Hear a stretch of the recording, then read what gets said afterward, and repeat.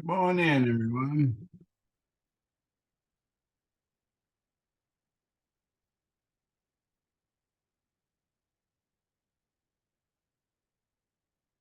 Come on in. We still got a couple minutes before class starts. Feel free to ask me any questions if you have them. John, you make sure you drive safely. Don't worry about me.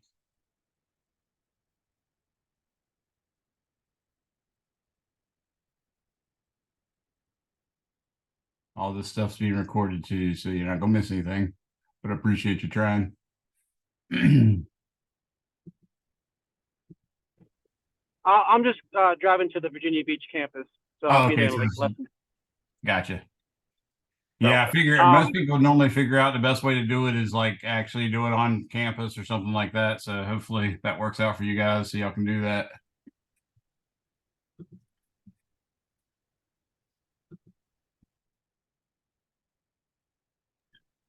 I do have a question about the two questions about the previous recording.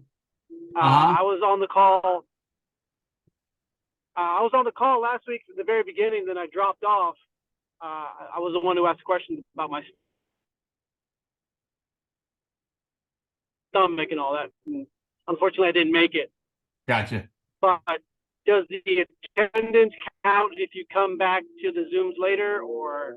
Yeah, and basically I just check, and if your name appears in there for appreciable quantity of the class, then it counts as a presence. But to be honest with you, it doesn't matter either way because I don't take off points for being absent. I just take off I just use it to track when you're here and when you're not here in case you ever have to drop or anything. So there's never going to be any penalty for you Gotcha. missing class. That's also the wonderful part about me offering the class in nighttime as well as daytime. Of course, you're the nighttime, so you don't have any other recourse other than showing up the day before.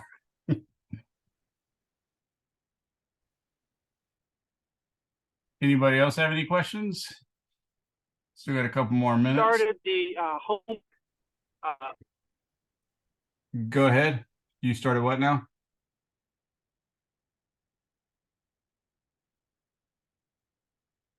I think your audio is breaking in and out, John. Sorry about that. I had started the homework. Okay. That's okay. I'll wait on my question. Right. You can type it in the chat too if that helps you, but definitely don't do that while driving. I think Brandon had a question. Yeah, I had a question. Would you mind sending the Zoom password to like everyone in an announcement? Because every time we have to open up like a RTF file and then find the password. Oh, gotcha. Yeah. In fact, I thought it was sent. That was the first thing I did was sending it through SIS, but let me do it again just in case I didn't. Send it through SIS, but it's attached to a RTF file, so you have to like open up the file and find the password. Gotcha.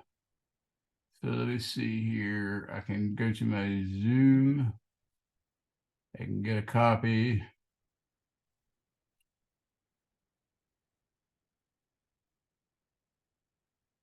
Working on it. Oh, got another student coming in. Well, everything's moving slow all of a sudden.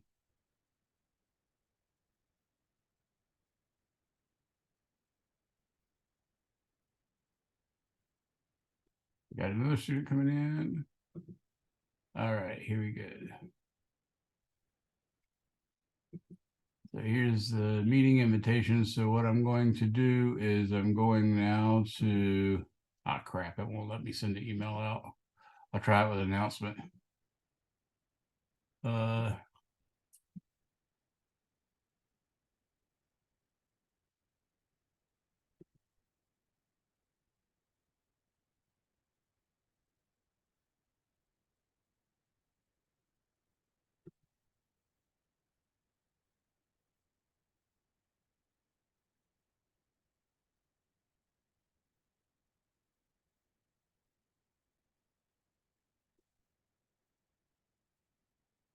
Okay.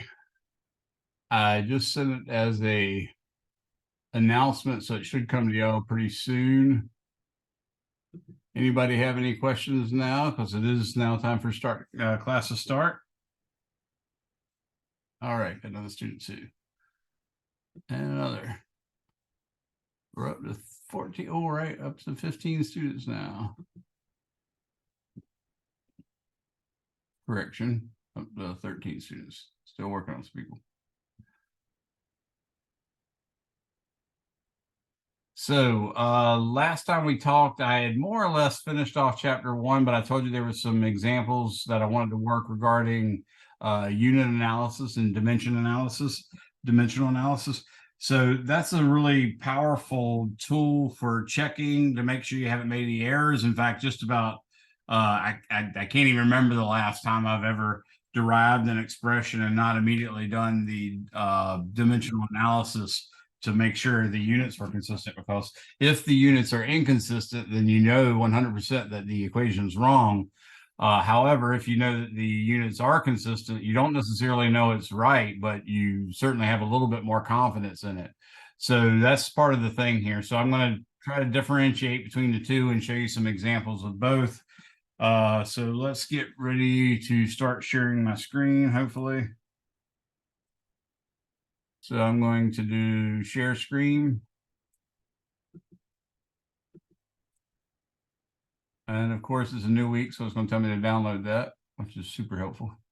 Because I have to do it every week. I say some of that stuff a little bit jokingly because I'm hoping one of y'all know more about Zoom than I do, and know there's some way to bypass it, or maybe you at least tell me, oh, no, that's just a safety precaution. They update it every week for blah, blah, blah. But either way, anyways, I'm going in there now. I'm going in. Stuff's getting real. Come on, come on, come on.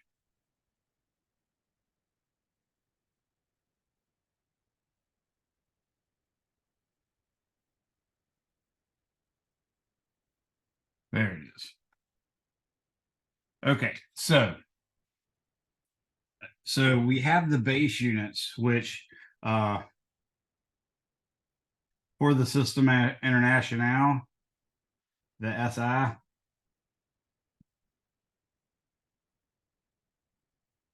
a lot of stuff can be done with just these. And for instance, I've mentioned to you that the SI, which is the international system or the metric system, is also called the MKS system. So a quantity mass, for instance, has a unit of kilograms, but it has a dimension of just capital M. Excuse me, yeah, that's right. A unit of length, which would be, let's say, has a unit of meter, and it has a dimension of L. And time has a unit of seconds, which we'll call a dimension L. Okay, those are the base ones. Now, it turns out there's some other ones in there.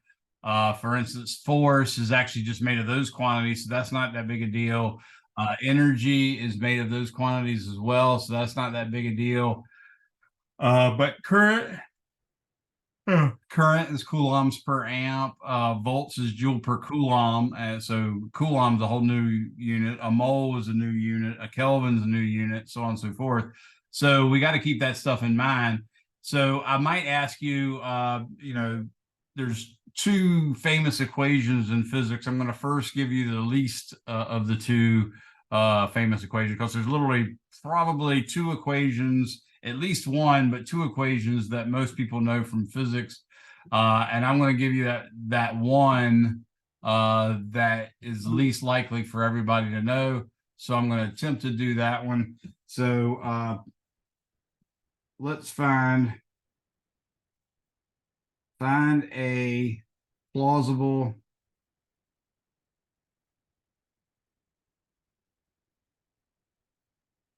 hypothesis for the net force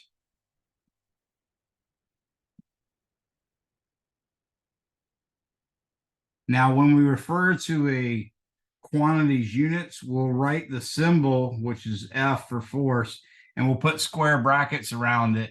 And what comes next is it equals, and you either put the unit or you put the dimensions. I'm going to put both so we can sort of see, but the unit is kilogram meter per second squared, and the dimension is mass length per time squared. So I want to find a plausible hypothesis for the net force if it only depends on mass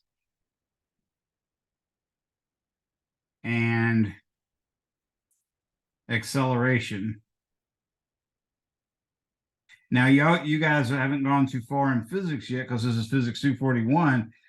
So I have to give you some information when we're doing this. As the semester progresses, you'll learn more of these fundamental facts about what equations, or excuse me, what units are made of. So I'm going to give you right now the unit for acceleration, and the unit for acceleration is meters per second,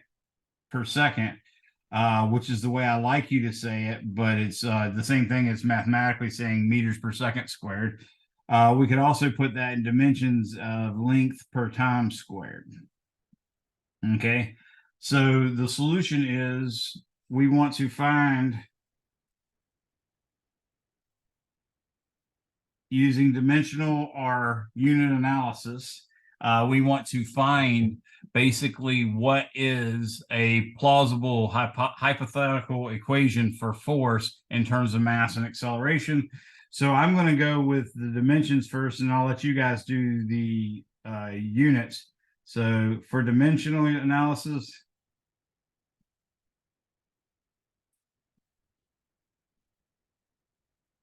oops, I didn't have to write it that way. I didn't have to be that lazy. I'm going to do it better.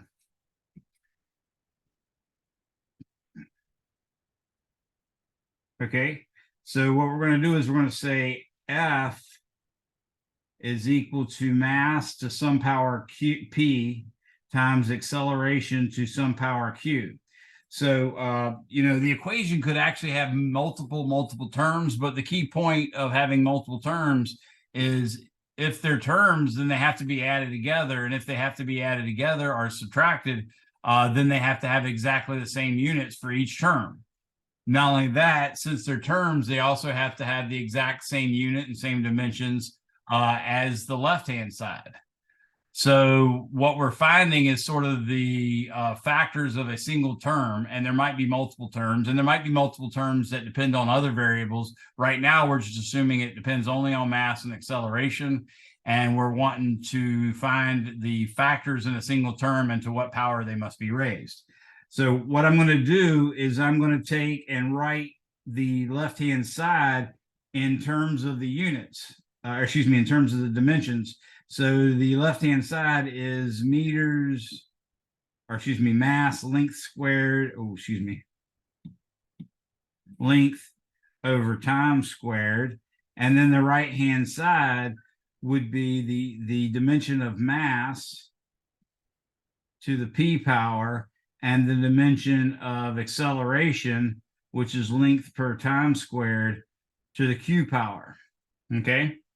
Now I can simplify this by writing the left-hand side again. This time I'm going to write m to the 1 power because that's clearly what the left-hand side has. L is also to the 1 power, but t is in the bottom, so it's a negative, and then it's squared, so it's a t to the negative 2. Then the right-hand side is going to be m to the p. Remember, raising a power to a power, you have to multiply the power times the power. So in the case of L, we've got L to the 1 raised to the q power. So that's 1q, which I can just write L to the q. We also have t to the negative 2 raised to the q. So that's going to be t to the negative 2q. Okay. So now what we might say is, just looking at the m, we're going to hypothesize that P appears to be what? Can anybody tell me what P looks like it's going to be?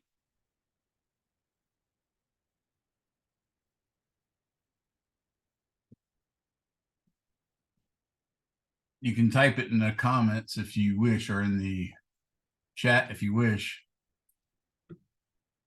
Are you looking for a number like 1? Yes, yes, like a number. Yep. And you said 1?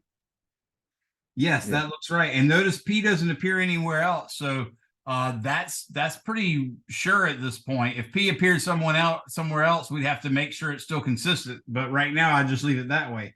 Now, notice the L. I look at the left-hand side, L is raised to the 1 power. I look at the right-hand side, L is raised to the Q power. So what would you think Q might be? 1. 1. And what I'm going to do is I'm going to put a question mark over top of that because there's another Q still existing that I'm not certain this is consistent with it. So until I check that one, I'll just have to put Q equals 1 question mark. Now, when I put in Q equals 1 in the T version, I see that becomes -2 on the right and -2 on the left. So I can finally say Q is in fact 1, and I'll put that.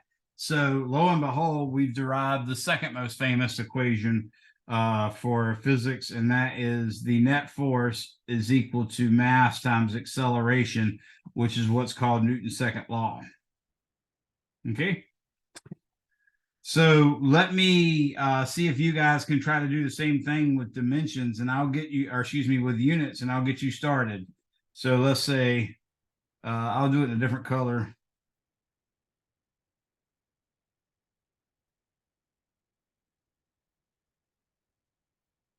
You can start if you'd like.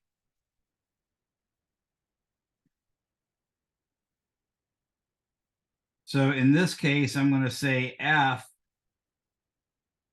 is equal to M to the P and A to the Q. And that's going to give me kilograms meters per second squared is equal to kilograms to the P, and meters per second squared is going to be raised to the Q. So you guys go ahead and see if you can simplify that to get ultimately what P and Q are. You do it, I'll do it on here, and we'll check our answers at the end.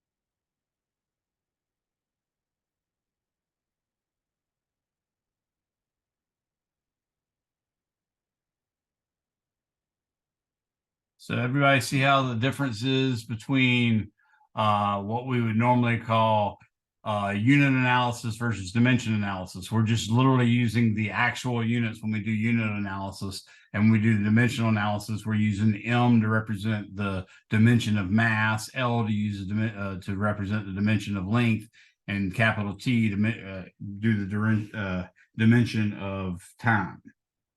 So in this case, we end up getting, in fact, F is equal to M times A again, and that is Newton's second law. Any questions about that? So hopefully some of you had actually heard F equals MA before, but I bet you might know this one. So let's try another example. Anybody have any questions before I go on to the next one? And remember, I do post these notes in my Google Docs. And remember, you can see, well, you can't see it right now, but basically today's class is occurring on 08/28/2023.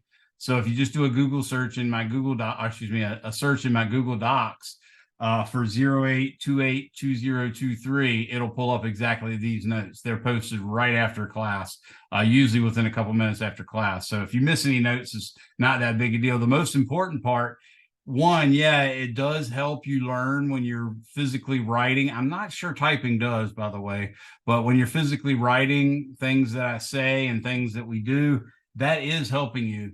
But you could do that later by just, paying attention during class, maybe write down some of the sentences I say, because I never write down sentences, helping you make sense of it. And then at the end, when you copy it, you can get the advantage of writing the actual equations. So it seems like no one has any more questions regarding this. So I'm going to go on to another example. And let's say, given that the dimensions of energy is equal to the units of mass, or the dimensions of mass, times length squared over, wrong guy, over time squared.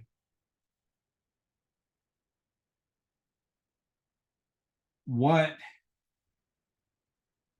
hypothesis might you make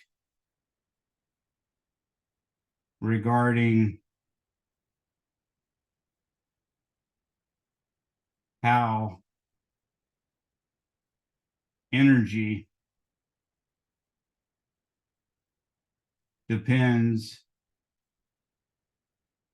on mass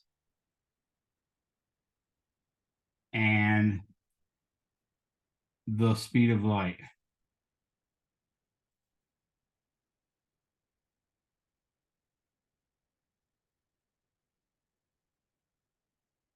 So the symbol, actually, let me rewrite that. So the symbol for the speed of light is c. It's a lowercase c. And again, we put square brackets around it, and that represents that we only want to know the dimensions or the units of c, and that dimension is going to be length per time. Okay. So that's the question. And here goes our solution. So what I'm going to do is I'm going to start off with E. That's the function, or that's the term that we would like to solve an equation for. And I'm arguing that it depends on the mass of an object. So I'll put M here, and I'll raise that to the P power. That could be anything. And then I'll take C, the speed of light, and raise that to the Q power. Okay. So that's the idea. Now, I didn't expressly give you the dimensions of mass, but I think that one's supposed to be obvious, so you're supposed to know it. So now I'm going to write the left-hand side, which is m L squared over T squared. And the right-hand side is going to be m to the P. And the left-hand side is going to be L over T, because that's what speed is, raised to the Q power. Again, I'm going to try to put them all in the numerator, and the M is clearly raised to what power on the left-hand side? Anyone? Left-hand side of the equals, what power is M? 1. 1. What about the power of L on the left-hand side? 2. And the power of T on the left-hand side? -2. -2. Yep, that's exactly it. That's all there is to this, guys. It's supposed to be this easy. So now on the right-hand side, we get M's to the P power. We get L is to the Q power, because it's L to the 1 raised to the Q power, and 1 times Q is 1. And then we get T to the negative Q power. So anybody want to make a hypothesis about P? P is 1. P is 1, and there's no other dependence there. We know we fit it at that point, so we can just say P is 1. What about L? What does L suggest Q will be? 2. Yeah, Q should be 2. I'm going to put a question mark over that because I need to check the other thing. Now, when I write in the T, I see T is raised to the -2 power. On the right-hand side, it's a negative q power. So that also is consistent with q equals 2. So I write check, and lo and behold, we get E equals m times c squared. So we derived the famous equation, a little bit different technique than the Animaniacs did. If you've ever watched the Animaniacs, highly recommend that episode. But anyways, so that's E equals mc squared, and we got it right. Notice F equals ma and E equals mc squared came out exactly right. They don't always have to come out exactly right. In fact, the right-hand side could be off by any dimensionless quantity. So it could have a factor of 2 there, a factor of pi, a factor of 1/2, all sorts of stuff. It could even have other quantities in it whose units cancel out, but that would be kind of an odd thing, like, it's the speed of light cubed divided by the speed of light or something. That would be kind of goofy. But if you had the speed of light cubed divided by the velocity of, say, sound, then we'd miss that term as well because the units are still the same. So does everybody get the idea behind that? Yes. And of course, you should be able to do that in dimensions or units. We did that with dimensions. I like dimensions a little better myself. Specifically, it's normally 1 letter per dimension, whereas you have like a kilogram, that's 2 letters. That kind of makes it a pain in the butt and makes you feel like you got to use parentheses. Let's try another one. I'm going to say using what you have learned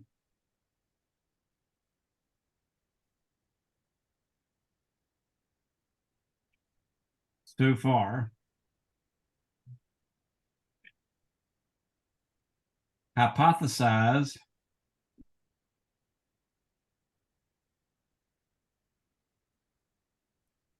a relation for kinetic energy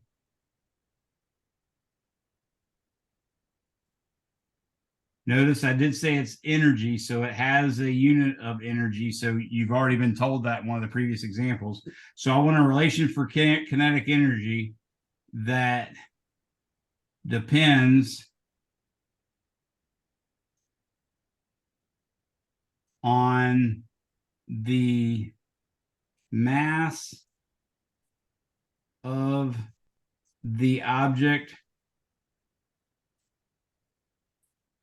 and its speed. Okay. So you guys give that one a try. You can do this with dimensional analysis or unit analysis. I want you guys to do it on your own. And then I'm going to actually do it in unit analysis just for completeness.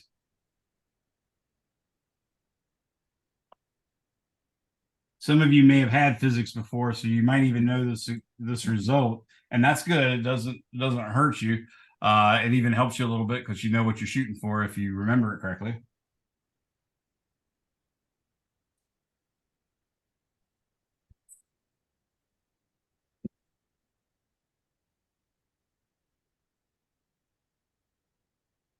All right, so I'm going to tell you that what I'm going to use, I'm assuming you guys are ahead of me, so I'm trying to do stuff a little slower behind you so that you can take your first guess. Because like I've told you before, this process of you trying to figure it out is every bit as helpful as you succeeding or you seeing the answer. It's actually way more helpful than you seeing the answer. So I want you actually to take a poke. I'm going to use K for the symbol. In more advanced physics classes, they sometimes use T for the kinetic energy. I'm going to use K. I often use KE just because it's a little easier, but I'm going to use a capital K. And I'm going to say capital K is equal to some mass raised to the P power times some speed, which I'll remind you that speed and velocity are very similar, and there's a lot of times where we use them as if they're synonymous. They're really not, and there's some very specific ways why they're not, but I'm going to use that, and I'm going to say it's to the Q power. So that's really the expression you should try for. Did anybody not get that kind of expression? It doesn't matter if you use different, something other than P and Q and something other than K for the symbol, but did y'all basically get that? Anybody not get that? You can type it too if you don't have the ability to talk. All right. Keep on doing your thing.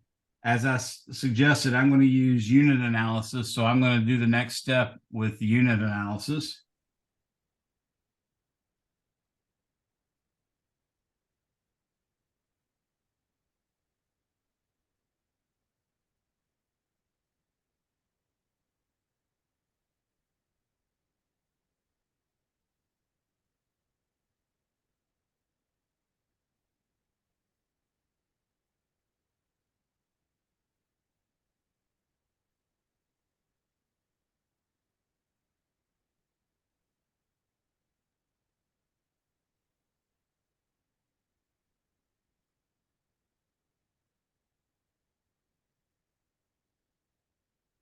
Okay. Has everybody got something like that, or does anybody need help to get an expression like that one I have with my kilograms, meters, and seconds and all that good stuff? Let me know if you need help here.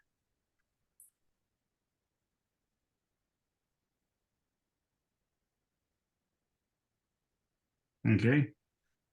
So looking at my kilograms, I suspect this is the answer. I don't see anything else depending on it, so I'll leave it be. Looking at my meters, it looks like this is going to be the case, but I've got another one to work out. And then I look at the seconds and I see that if Q is 2 there, that also works. So I'm going to go ahead and write Q is 2. So in this case, I get K is equal to mv squared. That's actually correct, sort of, but I'll tell you that in reality, kinetic energy is defined to be 1/2 mv squared. So what we got was dimensionally correct, but it was in fact off by a factor of 1/2 with no units. So that's what I mean by it. It doesn't always give you exactly the right answer. So if you had some way that directly measured kinetic energy, then you could make a plot of kinetic energy on the vertical axis, and then you could plot mass on the horizontal axis with a fixed velocity.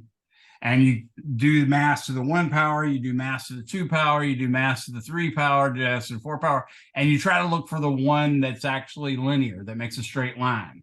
Because then you know y equals mx plus b is the equation for a straight line. And if it's a straight line going through the origin, then the b is 0. So it's just y equals some constant, which we call the slope, times m in this case, where m is the mass. And you could use that experimental determination to guess what the slope is. Go ahead, Eddie. You have a question? Where did the meters squared per second squared come from? Because I said meters. If you look on the previous example, meters squared per second squared is the dimensions of energy. And that's why I was stressing to you that kinetic energy is an energy. Gotcha. Okay, cool. Thank you. Yeah, you are in a bad spot right now because in the first chapter you don't know anything. So it's I gotta refer to examples that I previously did and stuff like that. So you could do that, like I said, doing a graph of that. And then you could do a graph for a fixed mass for a bunch of different velocities. And in that case, you graph the kinetic energy on the vertical axis and you graph velocity on the horizontal. And that's not going to make a straight line. In fact, it'd look like this. So you then try velocity squared, and lo and behold, that would make a straight line. At that point, when you actually looked at it and you did a curve fit, what you'd find is 1 in the equation y equals mx plus b, which is the equation for a straight line. The b would be 0 because it seems to go right through the origin.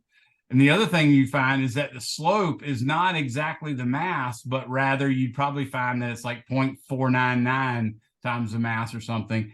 And that's exactly how these hypotheses or hypothetical equations can be worked out. When you first come into a new science, like for instance, when Enrico Fermi was just starting to deal with the nucleus, one of the things he wanted to find out was how big's the nucleus.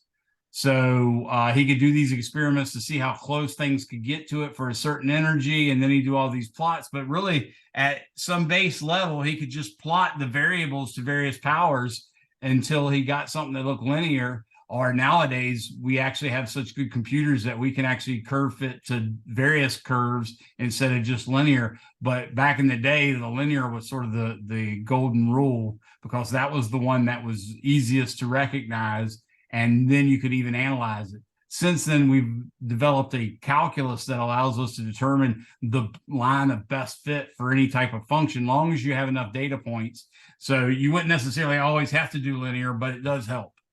So that and ultimately the experimental process would let you figure out whether the kinetic energy is just mv squared or 1/2 mv squared or pi mv squared.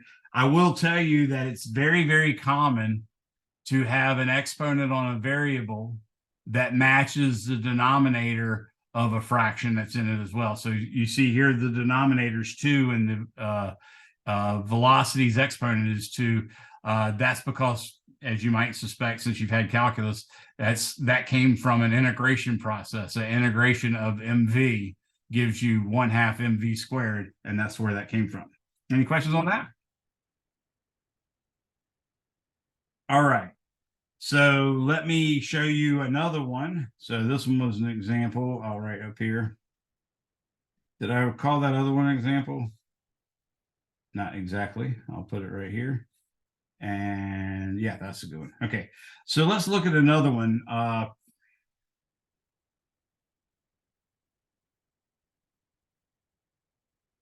The distance traveled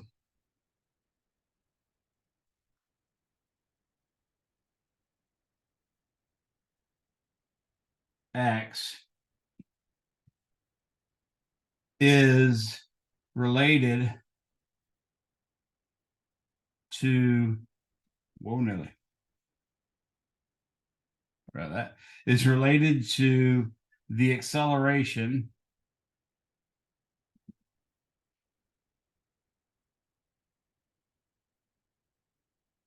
and I don't think I've given you an acceleration example yet. I definitely, oh yeah, I did give you one. So in principle, I could just assume you already knew that, right? But I'm going to take an extra second and just remind you that dimensionally, the dimensions for acceleration are length per time squared. Okay. Related to the acceleration and the time t. Hypothesize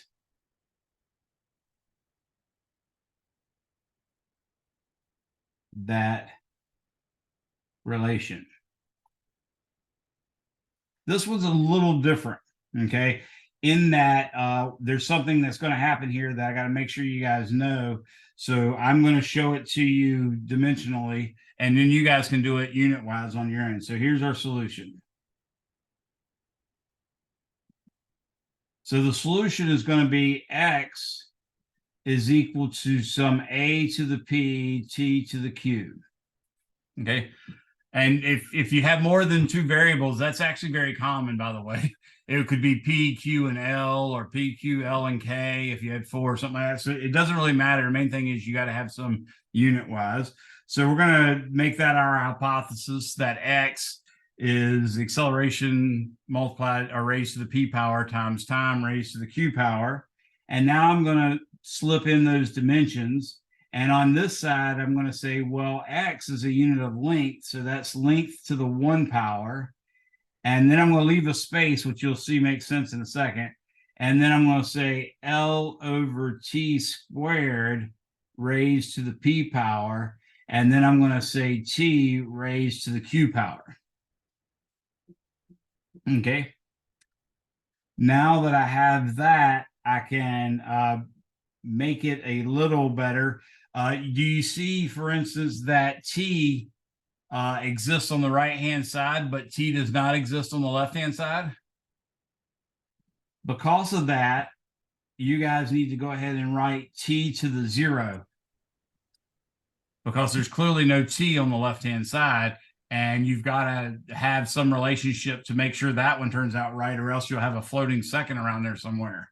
So now I'm going to go back to my red writing. Now I'm going to say the left-hand side is L to the 1, t to the 0. And then the right-hand side, the L only appears once, so that's going to be L to the P. However, the T appears twice. It's negative 2P for that one. But then that's also multiplied by T to the Q. Do you remember how what the new exponent will be, given that the T to the negative 2P is multiplied by T to the Q?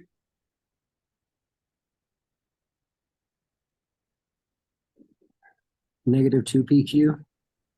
Almost 2P plus Q, negative 2P plus Q.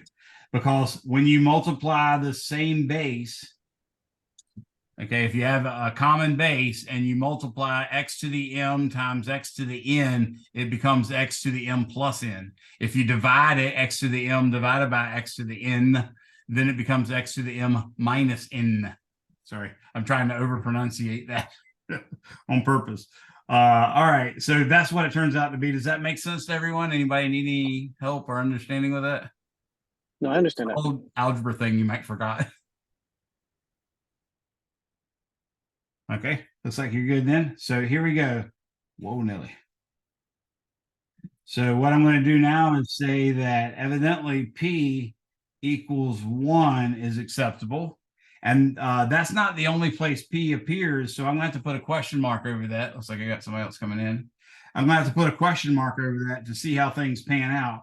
Now, when I put P equals 1 in the equation for T, I get T to the 0 is equal to negative 2 times 1. That'd be negative 2 plus Q.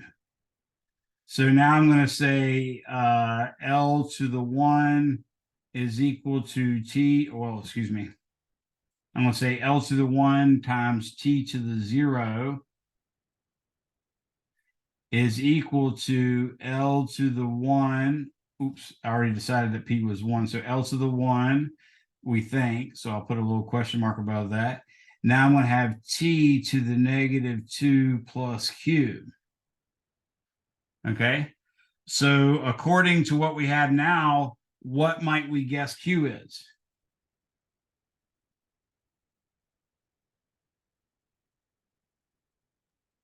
Two. Q is equal to 2.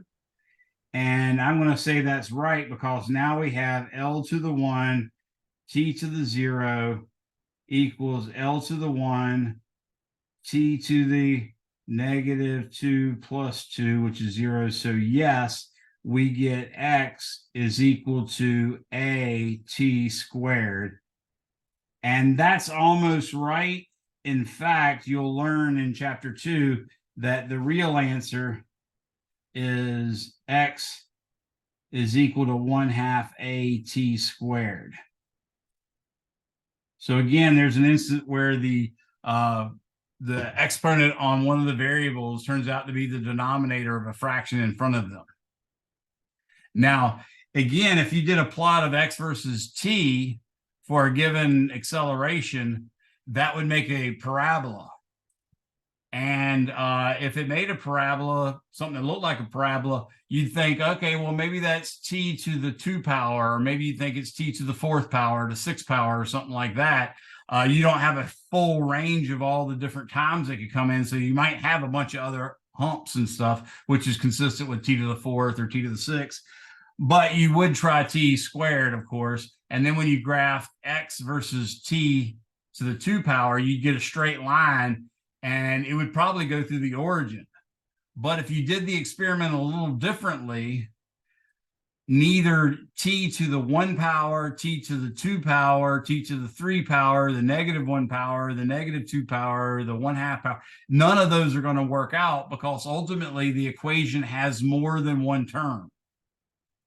So if you were confronted with that sort of scenario, then you could do it over and over for various different terms. In fact, what it turns out is x is equal to 1/2 at squared plus v0 times t plus x0. So if you had an initial velocity, it's never going to fit t squared or t to the 1 power or t to the 3rd power, because that v0t acts like a linear term and the 1/2 at squared acts like a quadratic term. The two of them is neither, right? But even if you had the initial velocity equal to 0, if you didn't start the object out at position 0, then the parabola would be shifted up or shifted down depending on whether x0 is positive or negative. So anyways, that's sort of the experimental process that could go on and on and on for you to find other values. What I'm going to suggest is you should try this one. Shawnee, can you call Sydney back? She just tried to call me, baby.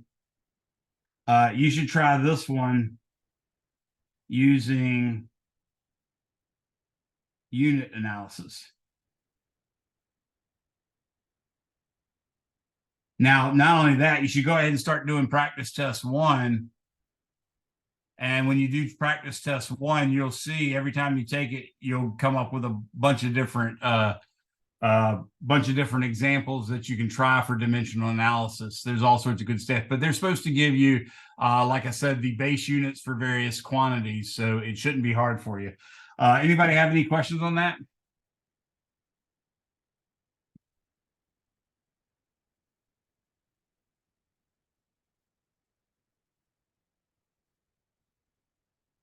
So that completes chapter 1.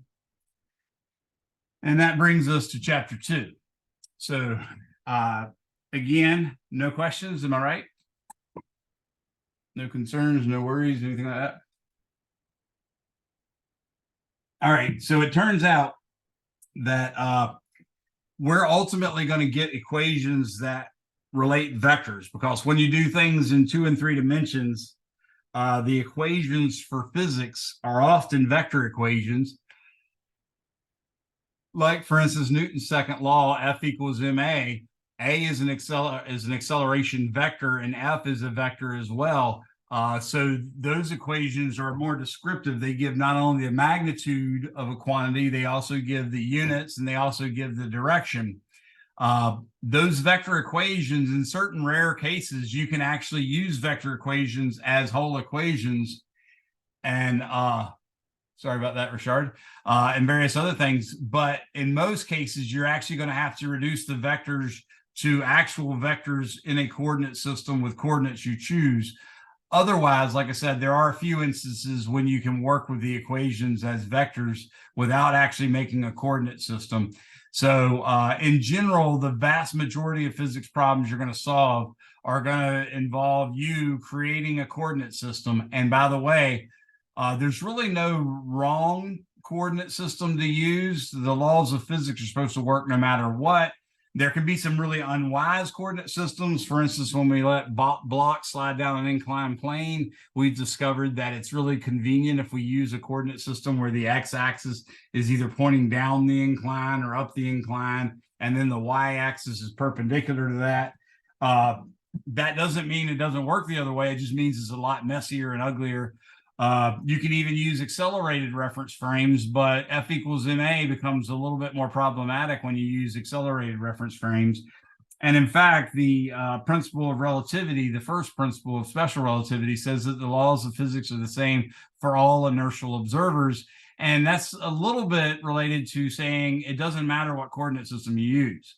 So for instance, if I look out my front window and I see a golf cart going from my left to my right across the street, then I would say that's going in what I would naturally consider my positive x direction. So I would compute that their velocity in one dimension has a direction of positive. That's really all the vectorness of a number is when it's in one dimension. If it's going to the positive coordinate direction, it's positive. If it's pointing in the negative coordinate direction, it's negative, but the magnitude is still a positive quantity. Now, me seeing that golf cart go by from left to right and me using my natural coordinate system in which X points in the positive or positive X points in the right direction and positive Y points up, I would conclude that golf cart has a positive velocity. My neighbor across the street, though, would look back and say, well, look at that golf cart. It's going from right to left. That's his naturally his negative X direction. So he would record that velocity as a negative something. Again, trying to show the vectorness of it by including the magnitude and the direction. So the magnitude is still a positive quantity. There's only weird branches of mathematics where vectors have negative magnitudes, but in general, you can sort of assume they're going to have positive magnitudes. So both of those coordinate systems need to be correct. And so that should be the thing that releases you from worrying about choosing the wrong coordinate systems. There's just no such thing.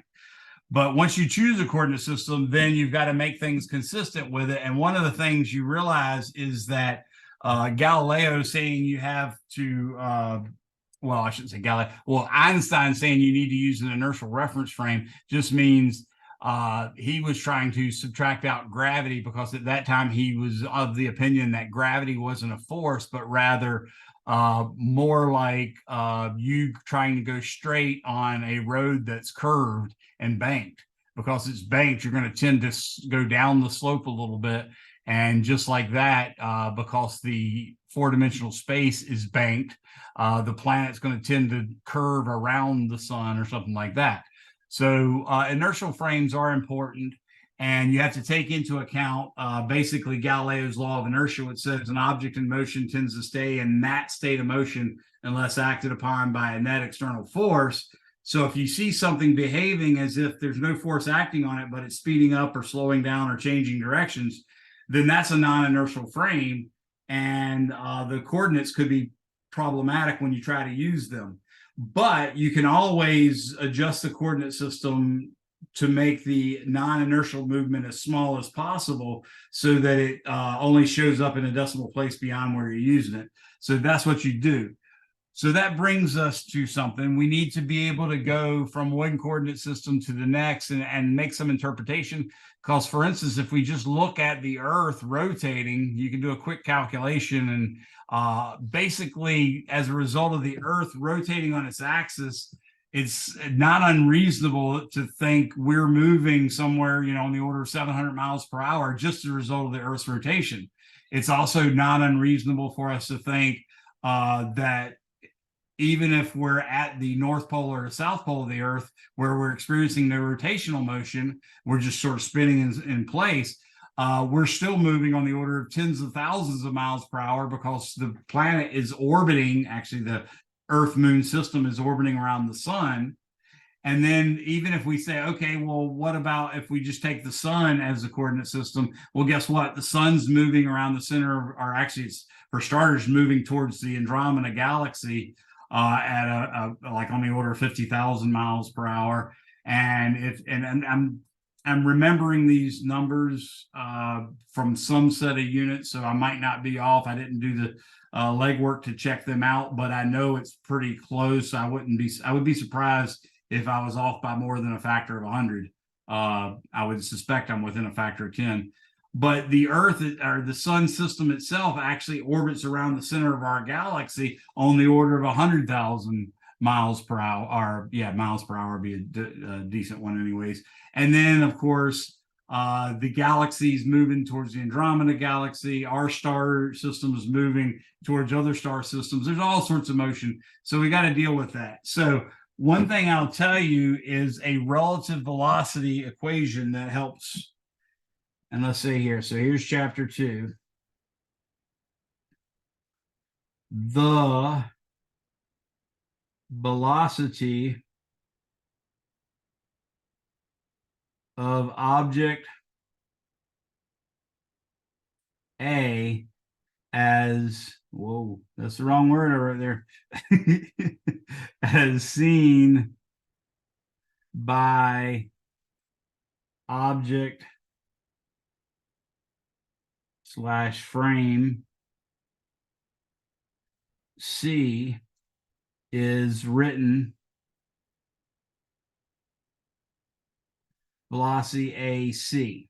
And I'll put that little arrow on top to remind you that this is technically a vector quantity. So even though we're doing one-dimensional motion, if the object's pointing consistent with our what we call our positive x direction or our positive y direction, then it's should be written as a positive number.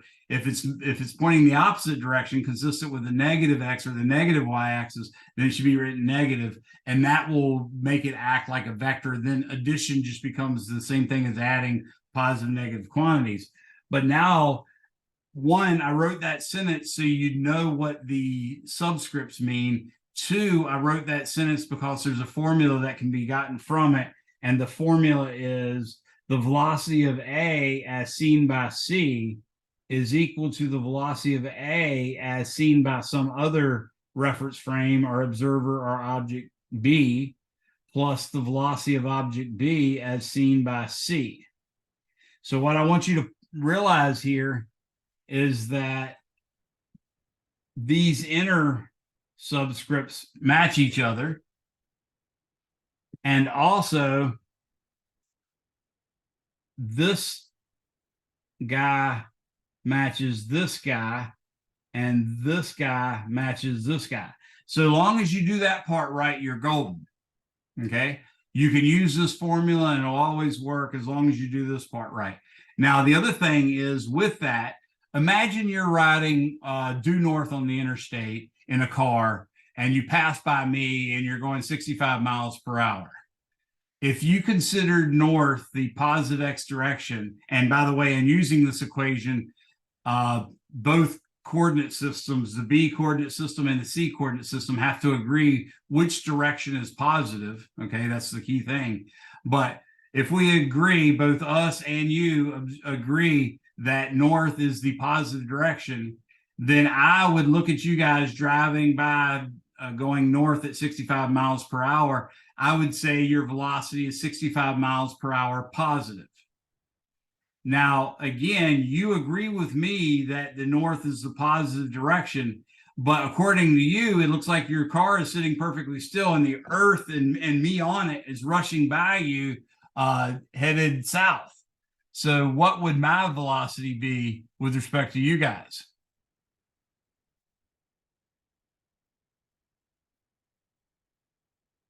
Anyone? So your velocity is positive 65 miles per hour. What's my velocity? Yours would be negative 65. Exactly. So that's another rule that will come in super handy. So I'll write it over here to the side. I'm going to say, and the velocity of I as seen by J is equal to the negative of the velocity of J as seen by I. Okay, so that comes in super handy. Let me show you a quick example. So let's imagine this is planet Earth down here, and I've got a spaceship A moving. I'm going to say this will be our coordinate system. And this always works, by the way. It also works in statics and dynamics. And they even put this circle on it, so that way it covers torques as well. But you put a little plus in here, and that means everybody agrees to the right and up is positive, as well as rotations in the counterclockwise direction is positive. So I'm going to say this is aircraft A, and I'm going to say the velocity of A as seen by Earth is actually equal to positive 0.90 C. And I'm going to say there's another spacecraft over here. That's spacecraft B. And in this case, the velocity of object B as seen by E is actually, notice we all have to agree that right is positive. So this one's going to be negative 0.80 C. So what I would like to know is, what is VA, or excuse me, VBA? In other words, what's the velocity of object B as seen by object A? Okay. So here's our attempt at a solution. The velocity of B as seen by A is equal to the velocity of B as seen by something plus the velocity of something as seen by A. Remember, the outer ones have to match the one on the left-hand side. The inner ones have to match each other. So do we have any velocity that has a first subscript that's B?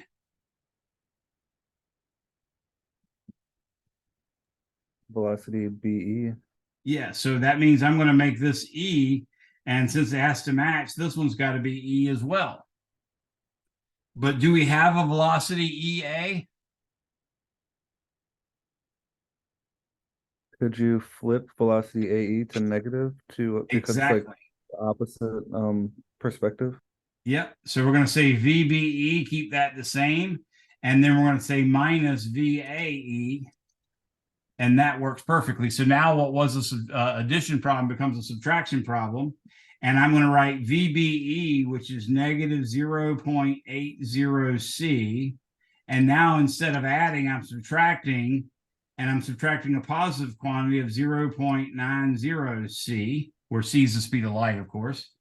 So you ultimately get negative, and then you add 0.9 and 0.8, and you get 1.70 C. So yeah, it's going a lot faster. That's just like when you pass someone on a 2-lane road, you're going 60, they're going 60. If you stop and think about it for a second, if you're both going 60, that car is approaching you at 120. That's why, dangerous wrecks, head-on collisions are so dangerous, because they're at really high speed.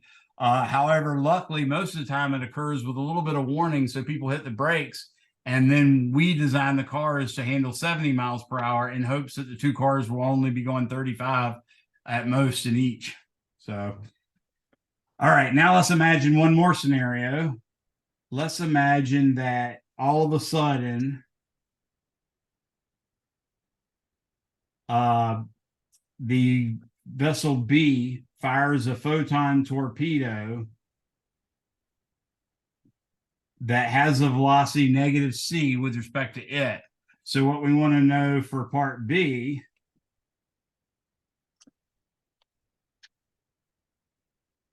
I would like to know the velocity of the photon as seen by A. Okay. So the velocity of the photon is seen by A. Here's part B here. The velocity of the photon as seen by A is equal to the velocity of P as seen by something plus the velocity of that something as seen by A.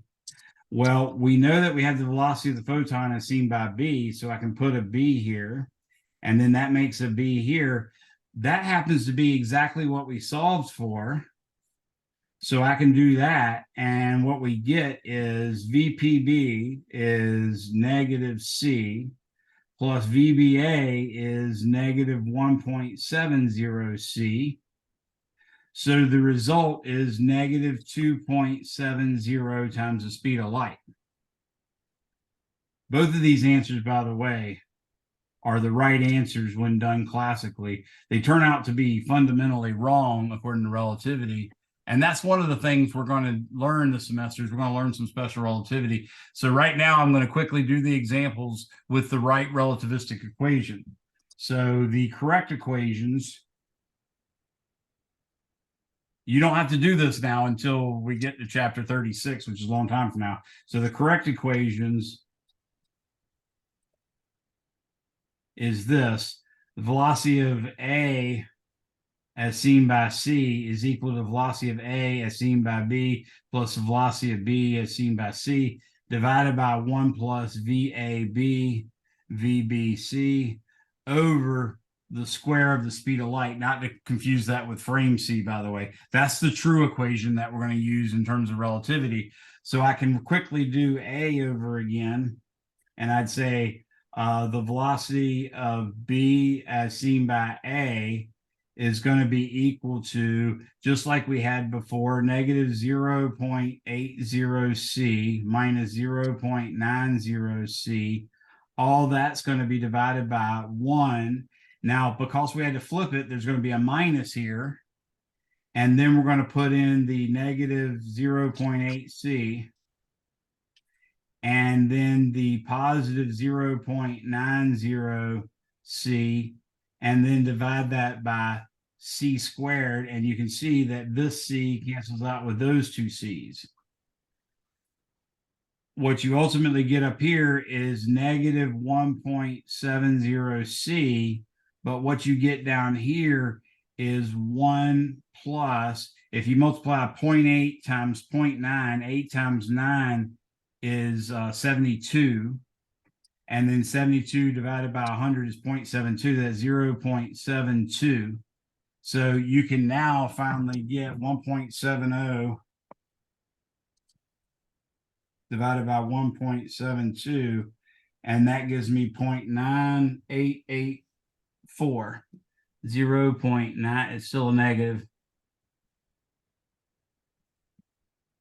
So you can see that that's a lot closer to the two velocities. It's not truly adding them together, and it certainly didn't exceed the speed of light. Similarly, when you do part B, the velocity of the photon as seen by A is equal to, again, we added negative C plus negative 1.70 C divided by 1. In this case, we didn't have to flip any signs, so that's still positive, but I get a negative C over negative 1.70 C divided by C squared. Again, that C cancels out. Those two negatives make a positive. So I end up getting negative 2.70 C divided by 2.70, which equals negative C. That's the coolest part of that equation, is no matter what velocity you choose, if one of them is the speed of light, it's always going to give you the speed of light. And that is, in fact, the second principle of special relativity. The speed of light is a constant, independent of the motion of the source and independent of the motion of the observer. We've done more or less the reference frame stuff, and I've given you a little bit of extra material. Time's up. Of course, you're free to go. I'll wait for the last person to leave. I will tell you that in your book, they will have problems where you'll be crossing a stream. So one velocity might be this way and the stream might be running this way. And when you're in a boat, the velocity of the boat relative to the ground is the velocity of the boat relative to the ground plus the velocity of the river relative to the ground. So you can, in fact, use two dimensions by using the Pythagorean theorem and stuff like that. Same thing happens when we cover airplanes. Airplanes fly in the wind. So if the wind has a velocity with respect to the earth and the airplane has a velocity with respect to the wind, then you got to take the velocity of the airplane with respect to the wind times the velocity plus the velocity of the wind with respect to the earth to get the total velocity of the plane with respect to the earth. So anyways, we'll cover the rest of chapter 2 next time. And like I said, you guys are free to go. Ask me any questions, and I'll wait for the last person to leave. All right. So I have a question going back up to part B above, where you go from velocity of P to A, Right. and you have the negative C plus the negative 1.70 C. Right. And then I must have missed something because somehow you got negative 2.70 C. So how that's did like you go from 1x plus 1.7x. Gotcha. Okay. Yeah. That's what. And they're that's what I both missed. negative Got in it. this case. Okay. Yeah, it's not seeing the coefficient in front sometimes looks confusing. Yeah. And it's been so long since I've been in algebra, I forgot that portion. Yeah, that's easy. You'll get there, bud. All right. Thank you. No problem. You have a good one. Oh, by the You way, too. if y'all need, someone can let y'all in one of the labs if you want to use the computers, so you don't have to use your phone or an iPad or something in your car. And there's also, there's like 3 labs that we have computers in, so y'all can do that on the Virginia Beach campus instead of sitting in the parking lot if you want. Yep. Oh, I also had a question on the actual homework. I started at last night, and one of the questions involved hands across the earth. Mm-hmm. And I got a dimension by doing research of miles, and the average person, it was inches in width, but it said hand to hand, like they were holding hands. Right. And I kept doing the numbers and I kept getting the solution, and it finally came up as wrong. And in the answer, it said you had to measure hand to hand. I guess like their arms are sticking up. But I figured when I was figuring it out, I figured that arms were sticking down. Gotcha. Yeah, that shouldn't make a huge difference unless you're literally talking about arms sticking straight down by your side, because that would go on the order of 1.5 to 6 feet roughly. So Right. that's almost a factor of 10 where you start running the problem, but you might still not have too much of a problem with it. Did they give you something to estimate or did they give you a radius of the Earth or anything like that? They didn't give us any actual numbers. They just said pretty much go search out what the numbers are, come up with an answer. And the answer, it gave us the solution, but it didn't give us the dimensions to use. Oh, gotcha. You can use any dimension you want. What they're wanting you to do is look up the radius of the Earth. Remember, the circumference is what matters, though. So circumference is 2 times pi times the radius of the Earth. Right. And do that in meters, and then you can assume that the average human's wingspan is about 2 meters. And then Okay. you just say, how many humans does it take? Okay. Does that I don't make know if I sense? can yeah, it makes sense now. I don't know if I can retake that portion, but I'll look You into it when probably I can. get I a think I chance. set that due date to be like Tuesday or Wednesday or something anyways for the first set. Okay. Well, I'll take a look at it. All right. Have a good one, John. All right. Thanks. Thank you. Abigail, Richard, anybody else have any questions? Anissa? I just want to know what was No, chapter one about? I have no questions. Thank you, Anissa. Go ahead, Richard. I was listening to you, bud. What was chapter one about so I can go back to it? Okay, chapter 1, the first thing we did was I showed you how to, I showed you the metric system or the SI system where you learn the base and all the prefixes. I gave people a mnemonic on that. That is on my YouTube channel, and you'll look at it and see the date. All you have to do is look for PHY 241 in the little comment sections on the video, and then look for one that has a date, which was our first day of class, 08/21/2023. You'll find it there. But that's what I first introduced. I talked about what was used as the base units, the fundamental meter, the fundamental kilogram, that sort of thing. And then I showed everybody how to do unit conversions.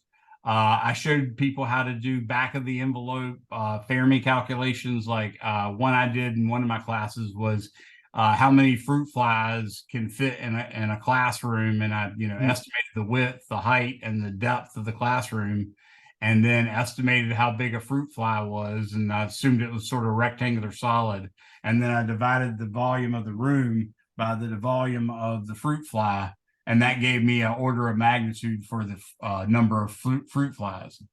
Okay. So that was it. And then the last thing was what we did at the beginning of class today, which I think you asked, will this video be available?